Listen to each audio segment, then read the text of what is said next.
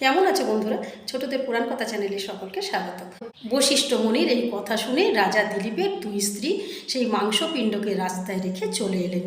কিছুক্ষণ পর ওই রাস্তা দিয়ে যাচ্ছে অষ্টাবক্রমণি। অষ্টাবক্রমণির শরীরের 8 জায়গায় বাঁকা ছিল। মুনি তো টলতে টলতে হাঁটে। বন্ধুরা, অষ্টাবক্রমণির জন্মের কথা আমি আমার অন্য একটি ভিডিওতে বলেছি, সেই ভিডিওর লিঙ্ক এই ভিডিওর কমেন্ট বক্সে দিয়ে দিলাম। যাই হোক, মুনি তো টলতে টলতে আসছেন। রাস্তায় মাংসপিণ্ডকে দেখে মুনিও থমকে দাঁড়ালো।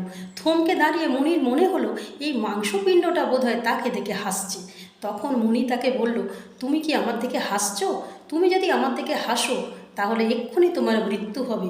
আর তোমার দুর্ভাগ্যের কারণে তোমার যদি এমন চেহারা হয় তাহলে আমি তোমাকে আশীর্বাদ করছি, তুমি এক্ষুনি অতীব সুন্দর একটি মানব শিশুতে পরিণত হবে। এ কথা বলার সঙ্গে সঙ্গে মাংসপিণ্ডটা অতীব সুন্দর একটি মানব শিশুতে পরিণত হলো। অষ্টাবক্রমণি ধ্যান যোগে জানতে পারলেন যে এই মাংসপিণ্ড হলো রাজা দিলীপের বিধবা স্ত্রীর।